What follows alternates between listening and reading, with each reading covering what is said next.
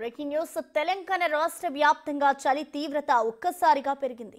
ఉదయం రాత్రి సమయంలో విపరీతమైన చలితో జనాల ఇక్కట్లు పడుతున్నారు. తెల్లవారుజామున పొగమంచు దట్టంగా కమ్ముకుండడంతో ఉదయాన్నే విధులకు వెళ్లేవారు, పనులు చేసేవారు తీవ్ర ఇబ్బందులకు గురవుతున్నారు. రాష్ట్ర వ్యాప్తంగా కనిష్ట ఉష్ణోగ్రతలు సింగిల్ డిజిట్ కి పడిపోయాయి. చలి తీవ్రతపై వాతావరణ శాఖ నివేదిక విడుదల చేసింది. ఆదిలాబాద్లో 5.2గా కనిష్ట ఉష్ణోగ్రత నమోదు కాగా, పటాన్చెరులో 6.4 డిగ్రీలు, మెదక్లో 9 డిగ్రీలు, రాజేంద్రనగర్లో 8.5 డిగ్రీలు, హన్మకొండలో 10 డిగ్రీలు, రామగుండంలో 10.5 డిగ్రీలు, నిజామాబాద్లో 11.2 డిగ్రీలుగా మినిమం టెంపరేచర్లు నమోదయ్యాయి. హైదరాబాద్లో 11.4 డిగ్రీలుగా నమోదైంది. చలి తీవ్రతలు భారీగా పెరగడంతో పలు ప్రాంతాల్లో జనం బయటకు రాలేకపోతున్నారు.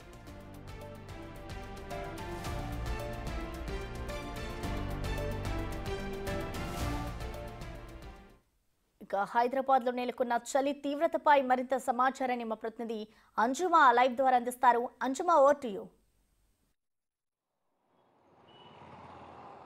ఎస్ ప్రసన్న, గత కొన్ని రోజులుగా మనం చూసినట్లయితే హైదరాబాద్తో పాటు తెలంగాణ రాష్ట్ర వ్యాప్తంగా కనిష్ట ఉష్ణోగ్రతలు అనేవి చాలా వరకు పడిపోతున్నాయి. దాదాపు 13 జిల్లాలలో మనకు సింగిల్ డిజిట్లో మినిమం టెంపరేచర్స్ అనేవి నమోదవుతున్నాయి.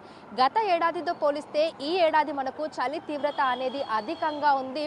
ఇటు హైదరాబాద్లో చూసుకుంటే కూడా గత కొన్ని రోజులుగా మనకు గ్రాడ్యువల్గా కనిష్ట ఉష్ణోగ్రతలు అనేవి కూడా పడిపోతూ వస్తున్నాయి.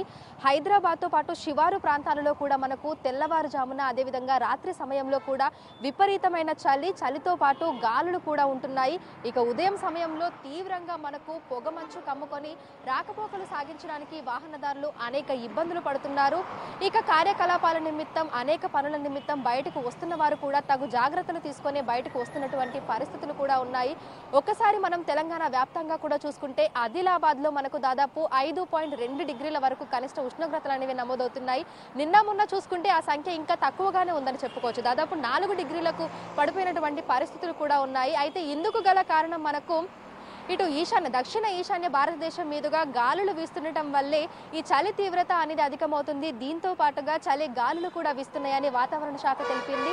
దీంతో పాటుగా మనకు బంగాళాఖాతంలో ఏర్పడినటువంటి అల్పపీడన ప్రభావం వల్ల కూడా చలి తీవ్రత పెరిగేటువంటి అవకాశం ఉందని వాతావరణ శాఖ అధికారులు అయితే తెలపడం జరిగింది. కానీ ఈ అల్పపీడన ప్రభావం అనేది తెలంగాణ రాష్ట్రం మీద అంతగా ఉండకపోవచ్చు, ప్రభావం చూపించకపోవచ్చు అనేది కూడా వాతావరణ శాఖ అధికారులు తెలుపుతున్నటువంటి విషయం.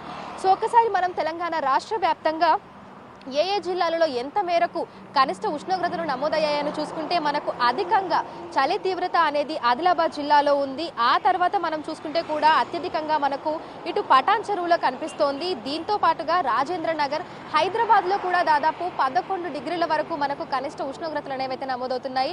మొన్నటి వరకు 14-15 డిగ్రీల ఉండేటువంటి కనిష్ట ఉష్ణోగ్రతలు నిన్న మనకు వాతావరణ శాఖ నిన్న సాయంకాలం విడుదల చేసినటువంటి రిపోర్ట్స్ ఆధారంగా మనం పరిశీలిస్తే హైదరాబాద్లో కూడా మనకు 11 డిగ్రీలకైతే ఈ కనిష్ట ఉష్ణోగ్రతలు అనేవైతే వచ్చేసాయి. రానున్న రోజుల్లో హైదరాబాద్ లో కూడా సింగిల్ డిజిట్ లో మనకు మినిమం టెంపరేచర్స్ అనేవి నమోదవుతాయా అనేది కూడా వేచి చూడాల్సి ఉంది.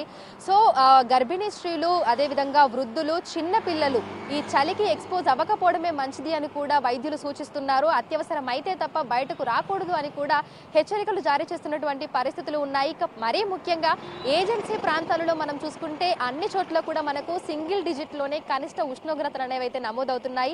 రానున్న రోజుల్లో కూడా పరిస్థితి ఇదే విధంగా ఉండేటువంటి అవకాశం ఉంది. అయితే ప్రస్తుతం మనం చూస్తున్నాము వాతావరణంలో మనకు భిన్న పరిస్థితులు అనేవైతే కనిపిస్తున్నాయి. ఉదయం సమయంలో మనకు 8-9 అయినప్పటికీ కూడా ఈ చలి తీవ్రత అనేది తగ్గటం లేదు. చలి గాలులు వీస్తుండటం వల్ల బయటకు వచ్చినప్పుడు మనము హుడీలు కానీ, స్వెటర్లు కానీ, మఫ్లర్లు వీటన్నింటినీ ధరించి, మాస్కులు ధరించి బయటకు వస్తున్నటువంటి పరిస్థితులు కూడా ఉన్నాయి. కొన్ని జిల్లాలలో అయితే ఉదయం 9-10 గంటలకు కూడా చలి తీవ్రత అనేది అదే విధంగా కంటిన్యూ అవుతుంది. వాహనదారులు లైట్లు వేసుకొని రాకపోకలు సాగించాల్సినటువంటి పరిస్థితులు కూడా ఉన్నాయి. అయితే ఉదయం సమయంలో మనకు చలి తీవ్రత ఎక్కువగా ఉంటుంది. కానీ మధ్యాహ్నం సమయంలో మనకు ఆ ఉక్కపోత, వేడిమి వాతావరణం అయితే అదే విధంగా కంటిన్యూ అవుతుంది. ఇక రాత్రి సమయంలో కూడా చాలా వరకు మనకు కనిష్ట ఉష్ణోగ్రతలు అనేవి అయితే పడిపోతున్నాయి. ఇళ్లలో ఉన్నా కూడా చలిని తట్టుకోలేని పరిస్థితులు అయితే ఉన్నాయి. ప్రజలందరూ కూడా ఒక్కసారిగా పెరిగినటువంటి చలి తీవ్రత వల్ల ఉక్కిరి బిక్కిరి అవుతున్నారని కూడా చెప్పుకోవచ్చు. మరీ ముఖ్యంగా ఈ అటవీ ప్రాంతాలలో ఉండేటువంటి ప్రజలు అనేక ఇబ్బందులు ఎదుర్కొంటున్నారని కూడా చెప్పుకోవచ్చు.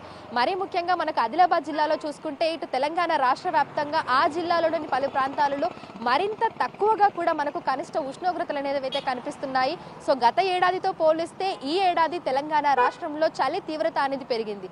అయితే చలికాలం మొదట్లో మనకు వాతావరణ శాఖ అధికారులు చెప్పిన దాని ప్రకారం కూడా సాధారణం కంటే ఎక్కువగానే మనకు కనిష్ట ఉష్ణోగ్రతలు అనేవి అయితే నమోదవుతున్నాయని చెప్పారు. కానీ గత కొన్ని రోజులుగా మనం చూసుకుంటే ఉండాల్సిన దానికన్నా కూడా దాదాపు 4 నుంచి 5 డిగ్రీలు పడిపోతున్నాయి కనిష్ట ఉష్ణోగ్రతలు అనేవి.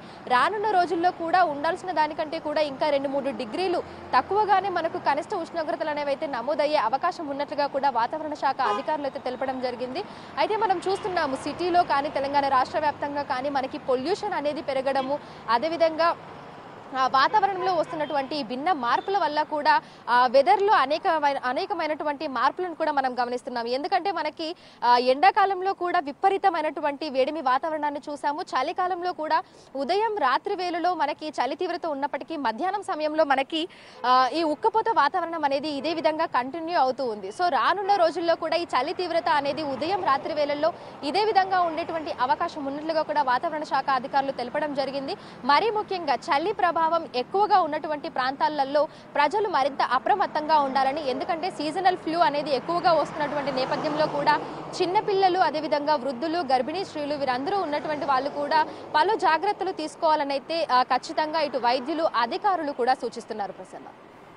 Okay, thank you అంజుమా.